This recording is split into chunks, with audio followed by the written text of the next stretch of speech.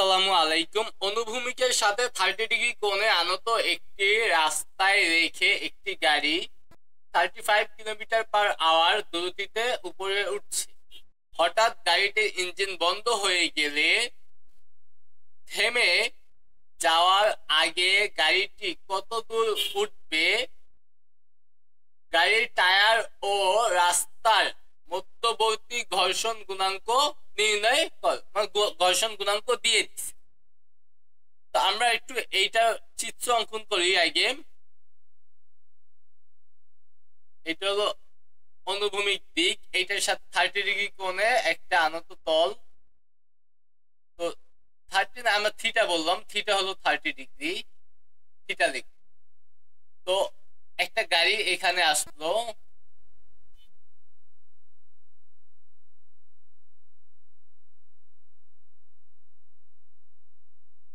গাড়ি এখানে আইসা হয়েছে কি, গাড়ির ইঞ্জিন বন্ধ হয়ে গেছে। গাড়ির ইঞ্জিন কি হয়ে গেছে? বন্ধ হয়ে গেছে। বন্ধ হয়ে গেলে সে আর কতটুকু যায়? তো গাড়ির কি একটা ওজন আছে? আমরা এখান থেকে আগে ওকে আগে ই করি। আচ্ছা, ইঞ্জিন বন্ধ হয়ে যাওয়ার পর সে কিছুটা সামনে যাবে। কিভাবে যাবে? গতি জড়তার কারণে।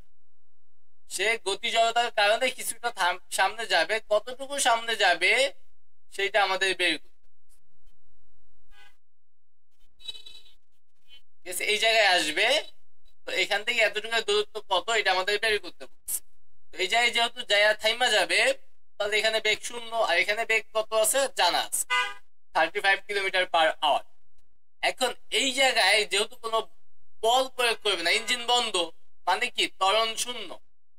এই জায়গায় সামনে আগাইতে তো একটা বল প্রয়োগ করি, কিন্তু এখানে কোনো বল প্রয়োগ করবো না আমরা, এখানে ত্বরণ 0। তো ত্বরণ 0, এই জন্য হবে কি, এখানে শুধু ঘর্ষণ বল বা বাধাজনিত একটা বল কাজ করবে। এই বাধাজনিত বলটাই ওকে আস্তে আস্তে কি করবে, বেগ হ্রাস করাইতে করাইতে 0 বানায়। এই বাধাজনিত বল থেকে আমরা ত্বরণটা বের করে নিব, মানে বাধাজনিত ত্বরণটা আমরা বের করব। এখন বাধাজনিত ত্বরণটা আমরা কিভাবে বের করতে পারি? যেমন এই জায়গায় বা এখানে কার্যকর ত্বরণ আমরা বের করব। এক কথায় বাধাজনিত ত্বরণ না লিখে কার্যকর ত্বরণ বের করব। এদিকে আমাদের যে বল F = 0, মানে প্রযুক্ত বল F = 0। সামনের দিকে যেহেতু যাইতেছে, সামনের দিকে আমাদের বল হবে 0। কারণ এই যে গাড়িটা একটা ওজন আছে, এই ওজনটা হলো ডাব। এখন এই ডাব্লু অনুভূমিক উপাংশ যদি এমন হয়, ব্যাখ্যা হয়ে গেছে,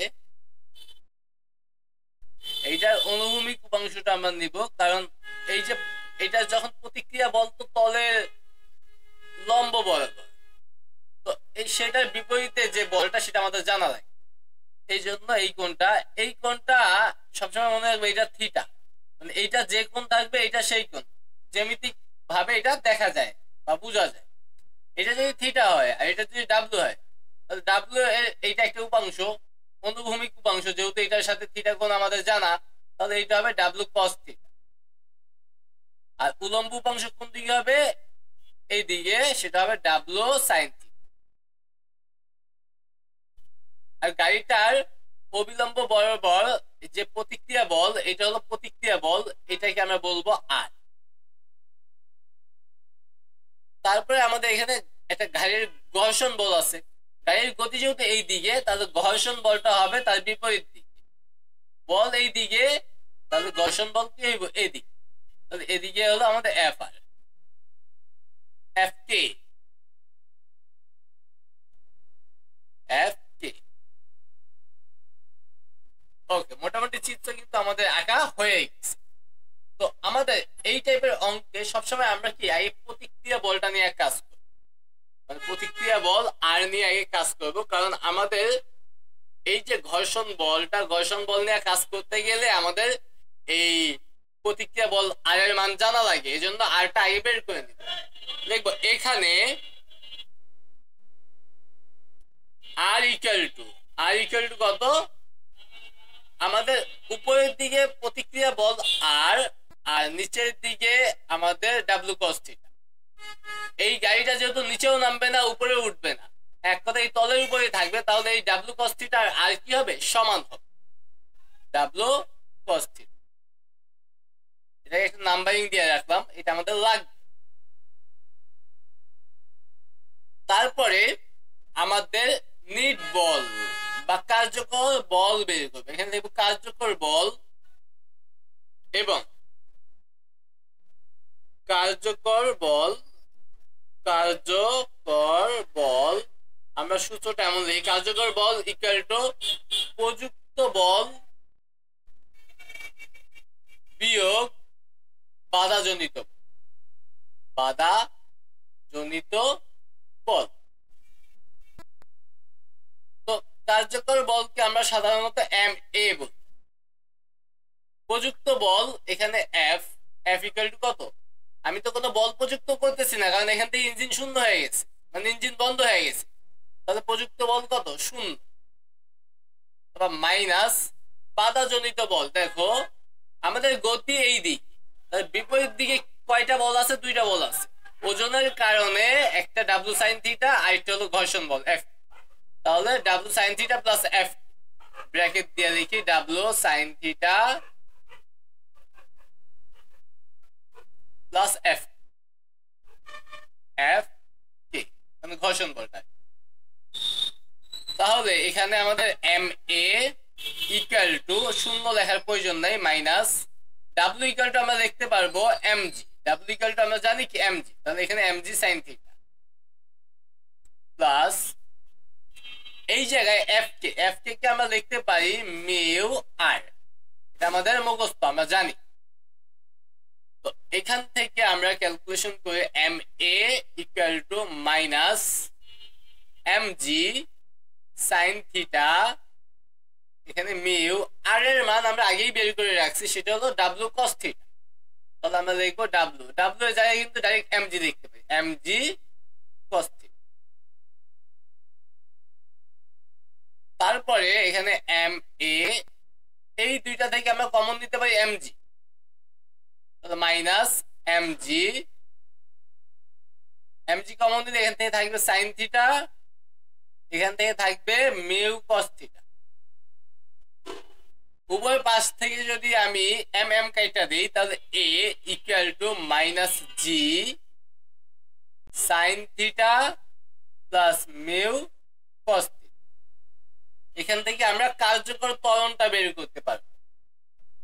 তো কার্যকর ত্বরণটা আমরা বের করি, এখানে মাইনাস জি এর মান হলো 9.8, তারপর সাইন থিটার মান আমাদের দিয়ে দিছে 30 ডিগ্রি, মিউ এর মান দিয়ে দিছে হলো 0.4, তারপর কস থিটার মান হলো 30। তো পুরাটাকে আমরা ক্যালকুলেটরে বসাই দেই, মাইনাসটাকে দিয়ে নিলাম 9.8, যেহেতু মাইনাস দিছি এই জন্য এখানে মাইনাস দিলাম না, ইন্টু ব্র্যাকেট ইউজ করি, ব্র্যাকেট ইউজ করতে হবে কারণ ভিতরে যোগ, সাইন 30 রেডিয়ানে আছে, আমরা শিফট মোডে ডিগ্রিতে নিয়ে নেই, 30 ডিগ্রি, তারপর plus 0.4 into cos 30, double bracket, এবার ইকুয়াল দেই 8.2948, তার মানে 8.295 লিখি আমরা, 8.295 ms ইনভার্স, মানে এখানে ত্বরণের মান মাইনাস হয়েছে, তার মানে মন্দন হয়েছে, এই মন্দনটাই কি হবে, আমাদের গাড়িটাকে থামায়। তবে এর মান এভাবেই লিখ যে সুতরাং এই ইকুয়াল টু এইটা, ত্বরণ পাই গেছি বা মন্দন পাইছি আর কি। তো আমাদের মাইনাসই থাকুক, লিখবো আমরা জানি ওখানে আমরা জানি আদি বেগ জানি, শেষ বেগ জানি, এখন আমরা এই যে ত্বরণের মানটাও জানি, দূরত্ব বের করতে হবে। আমরা জানি যে v square equal to u square plus 2as, এইটার আগে একটু আদিবেগটা আমরা একটু আদিবেগ আর শেষ বেগটাকে লিখে নেই যে দেওয়া আছে আদিবেগ আর শেষ বেগের পরিমাণটা লিখে নেই কারণ 1 কিলোমিটার পার ঘন্টায় দেওয়া ছিল দেওয়া আছে যেখানে ইঞ্জিন বন্ধ হয়ে গেছে সেখানে যে বেগটা সেটাই হলো আদিবেগ আদিবেগকে আমরা ইউ বললাম আদিবেগ ইউ এখানে আদিবেগ হলো 35 কিলোমিটার পার আওয়ার ঠিক আছে 35 কিলোমিটার পার আওয়ার তাহলে এখানে 35 কিলোমিটার পার আওয়ার তাহলে এটাকে মিটার পার সেকেন্ডে নিয়ে নিতে হবে 35 ইন্টু 1000 ডিভাইডেড বাই 36 তাহলে এটা ms ইনভার্স 1 হয়ে যাবে 35 into 1000 divided by 3600 into 0 equal to 9.7222 তার মানে 9.722 লেখা দিই 9.722 ms ইনভার্স 1 আদিবেগ পাইলাম শেষ বেগ যেহেতু থাইমা যাবে তাহলে শেষ বেগ v equal to কত 0 ms ইনভার্স 1 তখন তো আগেই লিখছি যে -8.0 এইবার লিখবো আমরা জানি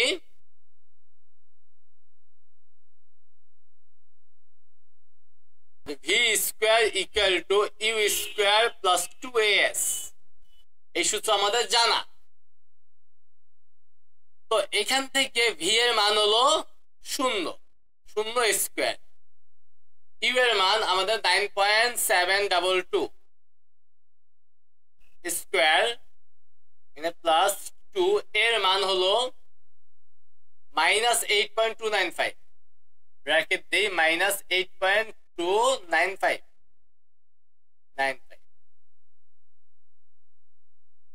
into s তাহলে এখানে 0 কে স্কয়ার করলে 0 এটা যেমন আছে থাকুক পরে আমরা এটাকে নিয়ে কাজ করব এই মাইনাসটাই প্লাসের সাথে গুণ হয়ে মাইনাস হয়ে যাবে তাহলে এখানে হবে 2 into 8.295 into s এই পুরো মানটা একটা মান এইটা মাইনাস মান এটা এই পাশে পাঠিয়ে দেই তাহলে প্লাস হয়ে যাবে শূন্য তো লেখার প্রয়োজন নেই তাহলে 2 into 8.295 into s equal to এখানে 9.722 এটা স্কয়ার তাহলে s equal to 9.722 square divided by এই 2 আর এই 8.295 নিচে চলে আসবে 8.295 তো ক্যালকুলেটরে বসায় দিব